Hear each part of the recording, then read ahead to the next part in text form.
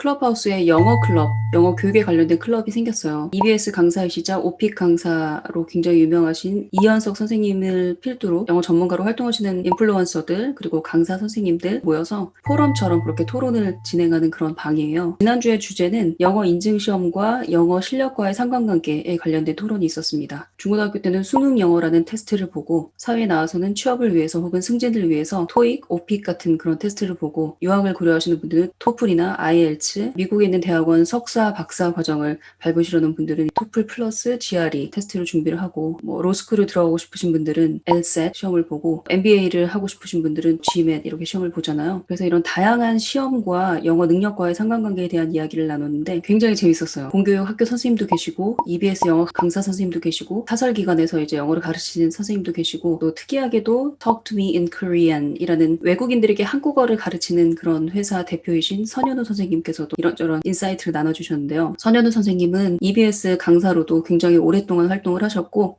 그러니까 한국인들에게 영어를 가르치는 일을 오랫동안 하셨고 그거보다 더 긴 세월은 외국인들에게 한국어를 가르치는 일을 하셨습니다. 그런데 선생님이 이런 말씀을 하셨어요. 어쩔 수 없이 배워야 되는 영어 공부랑 아무도 안 시켰는데 너무너무 배우고 싶어서 배우는 한국어 공부의 그 격차가 굉장히 큰데 후자의 경우는 한국어 테스트인 그 토픽이라는 시험이 있대요. Test of Proficiency in Korean? 맞나? 한국어 능력 시험인데 한국어 유창성 테스트인데 이 시험을 보는 외국인 친구들은 너무나 기꺼운 마음으로 한국어 공부를 굉장히 열심히 했고 그러면 이 정도 하면 내 한국어 실력이 어느 정도 될까? 궁금해서 보는 테스트. 그래서 더 기꺼운 마음으로 테스트를 준비하고 테스트를 들어가면서도 굉장히 설레고 과연 점수가 어떻게 나올까? 궁금하다. 이런 마음으로 테스트를 임한다고 해요. 그 언어를 배우는 시작점과 그 언어를 꾸준히 공부해야 되는 그 동기 자체가 K-드라마 혹은 K-팝을 보다가 너무너무 이 나라 말을 배우고 싶어서 배우는 그런 케이스죠. 이런 경우는 테스트조차도 너무 기대가 되고 즐겁고 테스트의 결과에 상관없이 굉장히 만족도가 높다. 많이 듣고 많이 입으로 말해보고 사용해보고 신나서 배운 그래서 꾸준할 수 있었던 그런 한국어는 테스트를 위해서 공부한 건 아닌데 생각보다 쉽게 고득점을 획득할 수 있다라는 것을 이제 경험적으로 느꼈다라는 얘기를 하셨는데 반면에 우리나라에서 영어를 공부해야 되는 학생들 그리고 또 각종 그런 테스트를 거쳐야 되는 수험생 혹은 직장인들 아니면 취준생들 이런 친구들이 영어를 공부하는 그 동기를 살펴볼 때 이 시트콤을 너무 좋아해. 이 영화 감독을 너무 좋아해. 이 영화 감독에 대한 모든 인터뷰와 그런 다큐멘터리를 다 섭렵하고 싶어. 그런데 다 그게 영어로 되어 있단 말이에요. 영어로 덕질을 해서 꾸준히 유지된 그런 영어라면 테스트에 상관없이 영어 공부를 했을 것이고 우연히 한번 테스트 봐볼까 했을 때 생각보다 높은 점수가 나와서 놀래겠죠.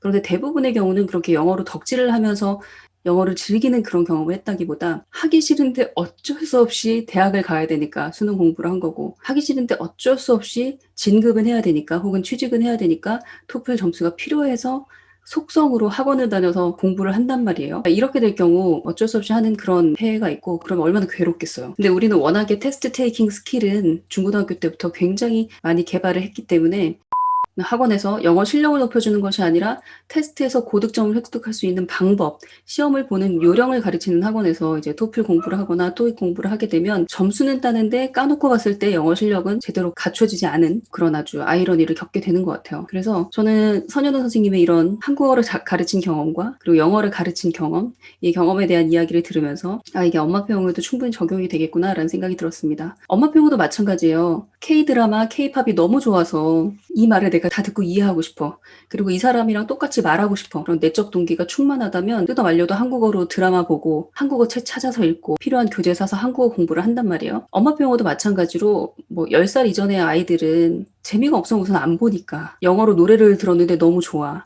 영어로 디즈니 만화를 봤는데 너무 재밌어. 이 캐릭터가 나오는 모든 영상들은 다 보고 또 보고 보고 또 보고 싶어. 동기가 재미있고 나의 관심사와 맞고 나의 지적 호기심을 채워주거나 재미를 충족시켜주거나 이러면은 아이들이 꾸준히 그걸 보게 되거든요. 반면에 너 지금 이제 초등학교 3학년인데 이제 곧 학교에서 영어 수업도 시작하니까 적어도 파닉스는 알아야 되고 읽기는 해야 되고 쓰기는 해야 되니까 학원 가서 이제 본격적으로 영어 공부하자. 이렇게 하면 벌써 어린 나이에 어쩔 수 없이 해야 되는 영어가 되거든요. 그러면 하기 싫은데 어쩔 수 없이 뭘 하게 만들면 인간은 안 해요.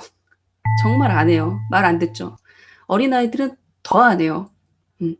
그래서 이렇게 어린아이들한테 영어 환경을 만들어주는 엄마들이 정말 조심해야 될 것이 무엇이냐면 이것을 어쩔 수 없이 억지로 하는 그런 환경을 만드는 건 최악의 선택이기 때문에 가능한 피하라. 대신 슬쩍 흘리는 거죠. 아름다운 음악을 흘린다던가 재미있는 영상물을 보여준다던가 애가 관심도 없으면 내가 재밌는 척이라도 해서 아이가 이렇게 관심이 혹 가도록. 그래서 엄마 뭐야? 나도 같이 볼래. 나도 배울래. 나도 잘하고 싶어. 라는 말이 아이 입에서 나올 때까지 약간 그 물밑 작업을 조금 섬세하게 하셔야 된다라는 생각이 들었습니다. 잊지 마세요. 아이가 영어를 어쩔 수 없이 들어야 되고 봐야 되고 읽어야 되는 상황은 만들지 마시고, 너무너무 보고 싶어서 엄마 5분만 더 보면 안 돼? 엄마 에피소드 하나만 더 보면 안 돼? 라는 상황을 만드는 것. 그것이 바로 엄마표 영어의 성공 비결이 아닐까 싶습니다.